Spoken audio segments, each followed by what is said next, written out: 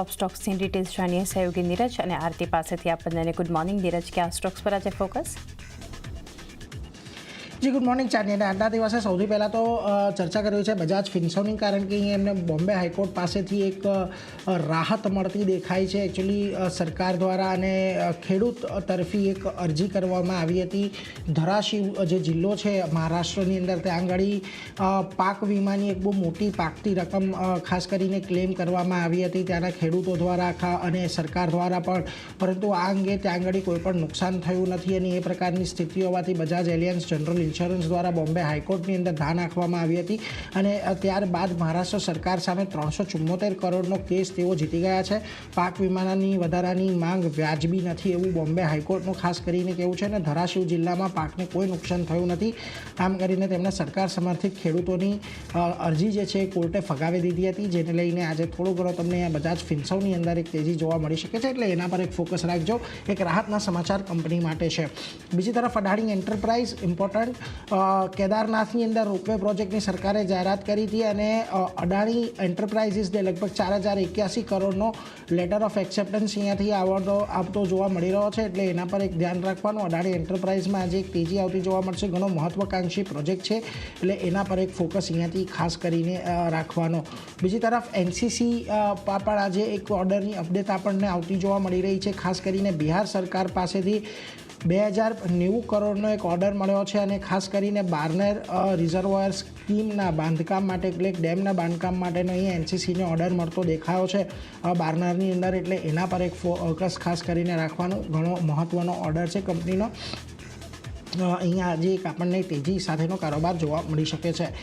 બીજી તરફ તમારે મારુતિ સુઝુકી પર આજે થોડીક નજર રાખવાની છે, કારણ કે આપણે ખબર છે હમણાં થોડા દિવસ પહેલાં જ એમણે નવી ગાડી વિક્ટોરીસ લોન્ચ કરી હતી. એસયુવી કાર છે અને એની ગઈકાલે કિંમતો જાહેર કરવામાં આવી છે. જે પ્રમાણે બેઝ મોડલની કિંમત 10.49 લાખથી શરૂ થાય છે અને ઉપરમાં લગભગ 20-22 લાખ સુધીના વિવિધ વેરિયન્ટની તમને અહીંયાથી કાર મળી રહેશે. એટલે એના પર એક ફોકસ રાખજો. એક નવું લોન્ચ આ નવી જે ફેસ્ટિવ સિઝન છે એની પહેલાં તેમણે કર્યું છે અને એ જ દરમિયાન આપણને એક આ જીએસટી કાપ પણ આવતો જોવા મળ્યો છે. એટલે ઘણું મહત્ત્વનું થઈ રહેશે કે આ નવી ગાડીના કેટલા બુકિંગ અહીંયાથી આપણને આવતા દેખાય છે. એક 10.10 લાખની શરૂઆતી પ્રાઇસ છે. વિવિધ મોડલના જેમ તમે અપગ્રેડ જોશો એમ લગભગ 20-22 સુધીથી તમને અહીંયા અલગ અલગ વેરિયન્ટ અને મોડલ મળી જશે. એટલે એના પર એક ફોકસ રાખવાની કે અહીંયાથી હવે કેવી રીતે આપણને આગળથી બુકિંગ શરૂ થતા જોવા મળે છે.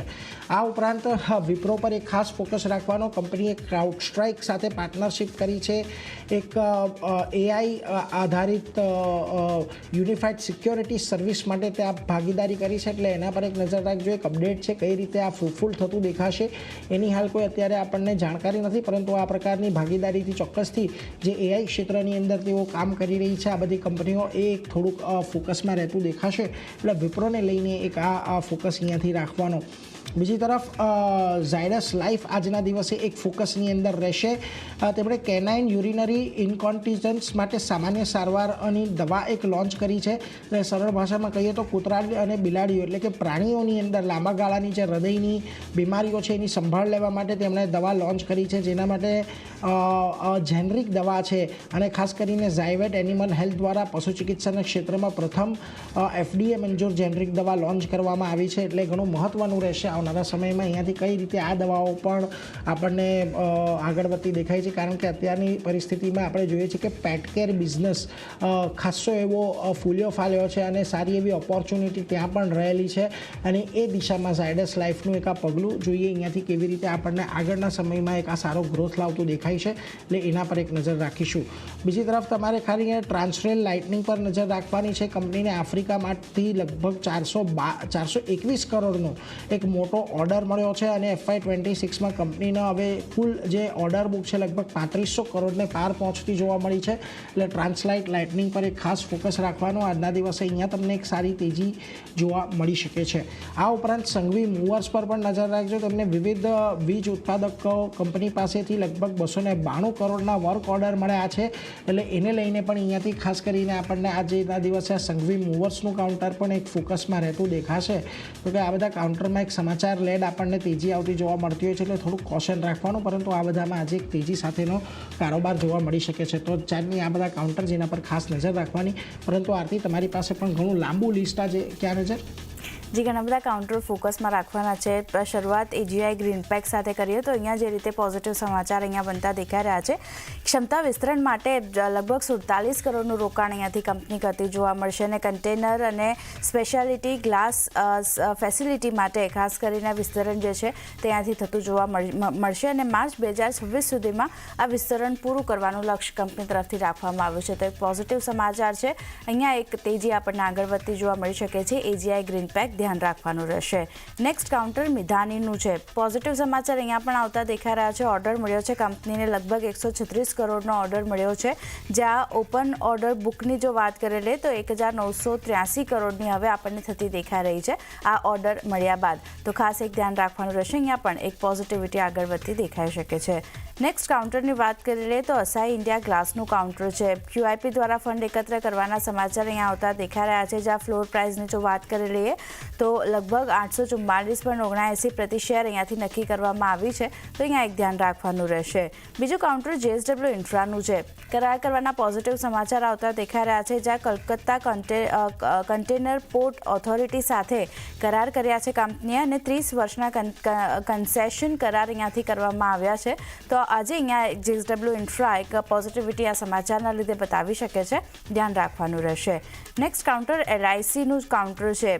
GST ડિમાન્ડ ઓર્ડર કંપનીને અહીંયાથી મળતો દેખાઈ રહ્યો છે. એના પર નજર કરી લઈએ તો લગભગ 92.48 કરોડથી વધુનો GST ડિમાન્ડ ઓર્ડર મળ્યો છે. FY21થી લઈને 22 માટેનો દંડ ખાસ કરીને અહીંયા મળતો દેખાઈ રહ્યો છે. અને કમિશન અપીલ એટલે કે અપીલ જેની વાત કરી લઈએ જમશેદપુર સમક્ષ અપીલ ખાસ કરીને અહીંયાથી હવે કરતું જોવા મળશે. તો થોડો ઘણા નેગેટિવ ઇમ્પેક્ટ આપણને સ્ટોક બતાવી શકે છે કારણ કે FY21 FY22 માટે જે દંડ મળ્યો છે એને કારણે એક LICનું કાઉન્ટર એક ધ્યાન રાખવાનું રહેશે. નેક્સ્ટ કાઉન્ટર 36 મૂનનું કાઉન્ટર છે. ડિવિડન્ડ જાહેર કરવાના સમાચાર અહીંયા આવતા દેખાઈ રહ્યા છે. જ્યાં કંપની FY25 માટેનું ડિવિડન્ડ જાહેર કરશે અને 17 સપ્ટેમ્બર એટલે કે આવતીકાલે આ ડિવિડન્ડ માટેની રેકોર્ડ ડેટ અહીંયાથી નક્કી કરવામાં આવી છે, જાહેર કરવામાં આવી છે. તો ખાસ એક ફોકસ રાખવાનું રહેશે 63 મૂન્સ માટે પણ. નેક્સ્ટ કાઉન્ટર કેનેરા બેંકનું કાઉન્ટર છે. પોઝિટિવ સમાચાર આવતા દેખાઈ રહ્યા છે. જ્યાં આમ કેનેરા HSBC લાઈફને IPO પ્રોસ્પેક્ટ્સ માટે SEBI તરફથી મંજૂરી મળતી દેખાઈ રહી છે. તો ખાસ કરીને કેનેરા બેંકની આમ કંપની છે કેનેરા HSBC લાઈફ એના IPOને ખાસ કરીને SEBI તરફથી મંજૂરી મળી છે. તો કેનેરા બેંક પર પણ એક નજર રાખવાની રહેશે. હોટેલ સ્પેસમાંથી લેમન ટ્રી હોટેલ ફરી એકવાર વિસ્તરણ કરવાના સમાચાર અહીંયા આવતા દેખાઈ રહ્યા છે. જ્યાં બિહારમાં વિસ્તાર કર્યો છે. જ્યાં ગયામાં 56 રૂમની પ્રોપર્ટી કંપની તરફથી ખોલવામાં આવી છે. કંપનીની સબસિડરી કાર્નેશન હોટેલ દ્વારા પ્રોપર્ટી જે છે તે ત્યાંથી મેનેજ કરવામાં આવશે. એટલે લેમન ટ્રી હોટેલ પણ આજે એક ફોકસ રાખવાનું રહેશે. અને છેલ્લે વાત કરી લઈએ ઇરકોન ઇન્ટરનેશનલની તો પ્લાન્ટ શરૂ કરવાના સમાચાર આવતા દેખાઈ રહ્યા છે. જ્યાં કંપનીની સબસિડરી ઇરકોન રિન્યુએબલ પાવરે 100 મેગાવોટનો પાવર શરૂ કર્યો છે. એટલે થોડી ઘણી અસર ઇરકોન પર પણ જોવા મળી શકે છે. સબસિડરીએ લોટ 6 સોલાર કેપેસિટી ક્ષમતાનો આ પ્રોજેક્ટ શરૂ કર્યો છે. જેમાં 500 મેગાવોટ પ્લાન્ટમાંથી કુલ કમિશન ક્ષમતા હવે 400 મેગાવોટ આપણે થતી જોવા મળતી દેખાઈ રહી છે. અને આ 500 મેગાવોટના સોલાર પ્લાન્ટનું ખાસ કરીને 80% કાર્ય જે છે તે પૂરું કરવામાં આવ્યું છે. તો ખાસ એક ધ્યાન ઇરકોન ઇન્ટરનેશનલ પર રાખવાનું રહેશે. આજે અહીંયા તેજી આ સમાચારના લીધે આગળ વધતી દેખાઈ શકે છે. તો ચાંદની ઘણા બધા કાઉન્ટર છે જે નીરજે જણાવ્યા મેં જણાવ્યા બધા ફોકસમાં રહેશે. જી આ બધા સ્ટોક્સ આજે આપણે ફોકસમાં રાખીશું. નીરજ અને આરતી આ બંનેનો આભાર અમારી સાથે જોડાઈ ટોપ સ્ટોક શેર કર્યા.